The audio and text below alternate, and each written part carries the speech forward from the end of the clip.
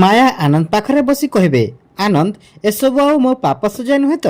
ମୁଁ କେବେ ବି ପଲ୍ଲବୀକୁ ଆଉ ତମକୁ ଭଲରେ ଟ୍ରିଟ୍ କରିନି, କେବେ ବି ତମ କଥା ମାନିନି ଆଦର୍ଶ। ଯେତେବେଳେ ମୋ ମନକୁ ଯାହା ଆସିଛି ମୁଁ କରିଛି, ସେଇଥିପାଇଁ ମୋତେ ଏତେ ବଡ଼ ସଜା ଦିଅନି ଆନନ୍ଦ। ତମେ ଜଲ୍ଦି ଭଲ ହେଇଯାଅ ପ୍ଲିଜ୍ ଆନନ୍ଦ, ଜଲ୍ଦି ଭଲ ହେଇଯାଅ। ତମର ଆଉ ଆଦର୍ଶଙ୍କର ଦେହ ଭଲ ହେଇଯାଉ, ସେଥିପାଇଁ ମୁଁ କିଛି ବି କରିବାକୁ ପ୍ରସ୍ତୁତ ଅଛି। ତାପରେ ରୂପସା ଆସି କହିବେ, ଆପଣଙ୍କୁ କିଛି ବି ଏପଟ ସେପଟ କରିବା ଦରକାର ନାହିଁ ଆଣ୍ଟି, ମୁଁ ଅଛି ନା। ମୁଁ ଏବେ ସବୁକିଛି ପେ କରିବା ପାଇଁ ରାଜି ଅଛି। ସର୍ଜରୀ, ମେଡ଼ିସିନ ବିଲ୍ ଆଉ ଡକ୍ଟରଙ୍କ ଫିସ୍ ସବୁକିଛି ଦେଇଦେବି। ପୁଣି ପାଖକୁ ଯାଇ ବସିକି କହିବେ, ମୁଁ ଜାଣେ ଆଣ୍ଟି ଆପଣ ମୋତେ ପସନ୍ଦ କରନ୍ତିନି, କିନ୍ତୁ ଆପଣ ମୋ ବିଷୟରେ ଯାହା ବି ଭାବନ୍ତୁ, ଅତୀତରେ ମୋ ପ୍ରତି ଯାହା ବି ଖରାପ ବିହେଭ୍ କରୁଥାଉ ନା କାହିଁକି, ଆପଣଙ୍କ ପ୍ରତି ମୋ ମନରେ ଯଥେଷ୍ଟ ଭଲ ପାଇବା ଆଉ ସମ୍ମାନ ଅଛି। ମୁଁ ଆପଣଙ୍କୁ ଅନେକ ଥର କହିଛି ଆପଣ ମୋ ଆଇଡ଼ିଆଲ, ମୁଁ ଆପଣଙ୍କ ପରି ହେବାକୁ ଚାହେଁ, କିନ୍ତୁ ଆପଣ ଆପଣଙ୍କ ପରିବାର ମୋତେ ଟ୍ରାସ୍ ବୋଲି ୟୁଜ୍ କରନ୍ତି। କିନ୍ତୁ ତାପରେ ବି ମୁଁ ଆପଣଙ୍କୁ ହେଲ୍ପ କରିବାକୁ ରାଜି ଅଛି ଆଣ୍ଟି, କାରଣ ମୁଁ ଆଦର୍ଶଙ୍କୁ ଭଲ ପାଏ ଆଉ ଆପଣଙ୍କୁ ବି। ଥରେ ଭାବନ୍ତୁ ଆଣ୍ଟି, ଆପଣଙ୍କ ମନରେ ମୋ ପାଇଁ ଯେଉଁ ଘୃଣା ଅଛି, ସେ କ'ଣ ଆପଣଙ୍କ ମନରେ ଥିବା ଆନନ୍ଦ ଅଙ୍କଲ ଆଉ ଆଦର୍ଶଙ୍କ ପ୍ରତି ଥିବା ଭଲ ପାଇବା ଠାରୁ ଅଧିକ? ମୋ ପାଇଁ ଆପଣଙ୍କ ମନରେ ଥିବା ଘୃଣା ତା ଜାଗାରେ, ଆଉ ଆନନ୍ଦ ଅଙ୍କଲ ଆଉ ଆଦର୍ଶଙ୍କର ଜୀବନ ତା ଜାଗାରେ। ମୋ ପ୍ରତି ଆପଣଙ୍କ ମନରେ ଥିବା ଘୃଣା ଆଉ ରାଗ ଯୋଗୁଁ ଆପଣ ସେ ଦୁଇ ଜଣଙ୍କୁ ହରାଇ ଦିଅନ୍ତୁନି। ଆପଣଙ୍କ ପାଖରେ ସମୟ ବହୁତ କମ୍ ଆଣ୍ଟି, ପ୍ଲିଜ୍।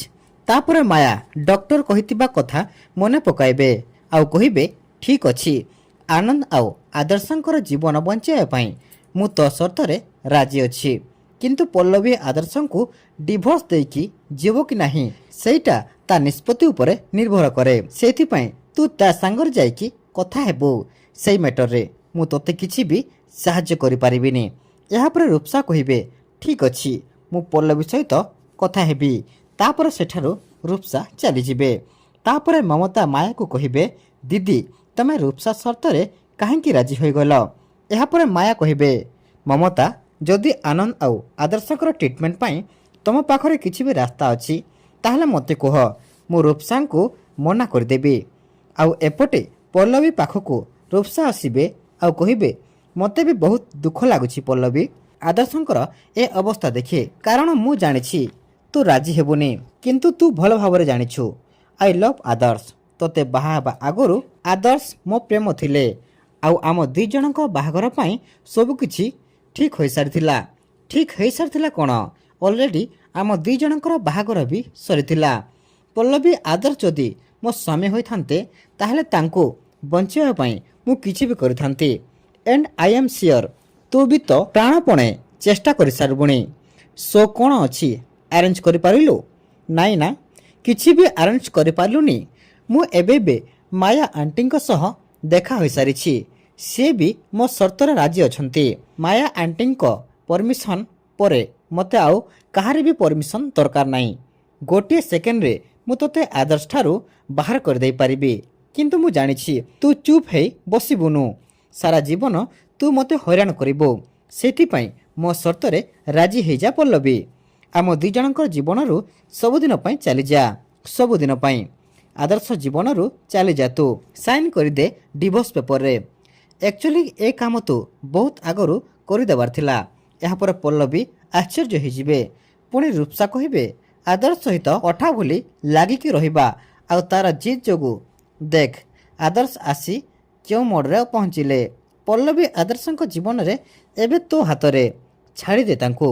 ମୁଁ ଆଦର୍ଶଙ୍କର ଆଉ ଆନନ୍ଦ ଅଙ୍କଲଙ୍କର ଜୀବନ ବଞ୍ଚାଇ ଦେବି। ଏହାପରେ ଡିଭୋର୍ସ ପେପରରେ ବାହାର କରି କହିବେ, ନେ ଏଥିରେ ସାଇନ୍ କର। ତାପରେ ପଲ୍ଲବୀ କହିବେ, ମୋ ପାଖରେ ଆଉ କୌଣସି ରାସ୍ତା ନାହିଁ ଆଦର୍ଶ। ମୁଁ ଜାଣିଛି ତମେ ରୂପସାଙ୍କୁ କେବେ ପସନ୍ଦ କରିବନି, କିନ୍ତୁ ତାପରେ ବି ବାଧ୍ୟ ହୋଇକି ମୁଁ ତା ସର୍ତ୍ତରେ ରାଜି ହେଉଛି, କାରଣ ମୁଁ ଯଦି ମୋ ଜିଦ୍ରେ ରହିବି ଆଉ ତମେ ନ ରହିବ ତାହେଲେ ସେମିତି ଜିଦ୍ ଧରି ମୋର ଆଉ ଲାଭ କ'ଣ? କିନ୍ତୁ ତମେ ଚିନ୍ତା କରନି ଆଦର୍ଶ, ମୁଁ ସାରା ଜୀବନ ପାଇଁ ତମ ସ୍ତ୍ରୀ ହେଇକି ରହିବି। ପୁଣି କହିବେ, ମୁଁ ତୋ ସର୍ତ୍ତରେ ରାଜି ରୂପସା।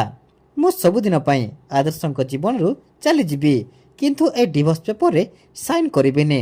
ରୂପସା ମୁଁ ତୋତେ ପ୍ରମିସ୍ କରୁଛି ମୁଁ ତୋ ଜୀବନରେ ତୋତେ କେବେ ବି ହଇରାଣ କରିବିନି। ସବୁଦିନ ପାଇଁ ମୁଁ ଆଦର୍ଶଙ୍କୁ ଛାଡ଼ି ଚାଲିଯିବି। ଏହାପରେ ରୂପସା କହିବେ କିନ୍ତୁ ଗ୍ୟାରେଣ୍ଟି କ'ଣ? ତାପରେ ପଲ୍ଲବୀ କହିବେ ରୂପସା ତୁ ଭଲ ଭାବେ ଜାଣିଛୁ ମୁଁ ଦେଇଥିବା ବଚନ ପଥର ଗାର ଭଳି ଅଲିଭା ହୋଇ ରହିଯାଏ। ମୋ ବଚନ ଏବେପଟୁ ଅଧିକ ପାୱାରଫୁଲ୍, ମୋତେ ବିଶ୍ୱାସ କର।